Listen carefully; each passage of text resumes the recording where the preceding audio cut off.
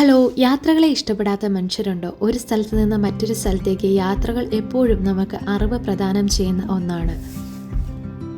നമ്മുടെ ഇന്നത്തെ ഈ യാത്ര ഈ ഫെറിയിലാണ്. ഈ ഫെറിയിൽ കൃത്യസമയത്ത് നമ്മൾ ബോട്ട് ജെട്ടിയിൽ എത്തിക്കേറിയാൽ നമുക്ക് ഇന്ന് യാത്ര ചെയ്യാം. നമ്മൾ സമയം മാറിപ്പോയാൽ നമ്മുടെ ഈ യാത്ര കംപ്ലീറ്റ്ലി നമ്മൾ നാളത്തേക്ക് മാറ്റി വെക്കണം.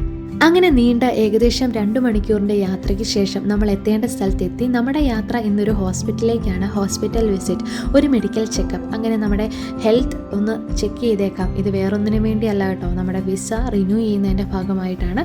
അപ്പോൾ അങ്ങനെ മെഡിക്കൽ ചെക്കപ്പ് എല്ലാം കഴിഞ്ഞ് നമ്മൾ നല്ലൊരു ബ്രേക്ക്ഫാസ്റ്റ് ഒക്കെ കഴിച്ചു. എൻ്റെ കൂടെ ഞാൻ താമസിക്കുന്ന വീട്ടിലെ ബേബിയും പിള്ളേരും ചേച്ചിയൊക്കെ ഉണ്ടായിരുന്നു. അങ്ങനെ അവരുടെ കൂടെയായിരുന്നു യാത്ര. അതുകൊണ്ട് കുറച്ചും കൂടെ ഹാപ്പി ആയിരുന്നു. കാരണം നമ്മൾ ചെല്ലുന്ന ഐലൻഡുകളിൽ നമ്മൾ തന്നെ ഇരിക്കണം. ഒരു സമയത്ത് മാത്രമേ ബോട്ടും കാര്യങ്ങളും ഒക്കെ ഉണ്ടാവുള്ളൂ. ബാക്കിയുള്ള സമയം നമ്മൾ അവിടെ തന്നെ സ്പെൻഡ് ചെയ്യണം.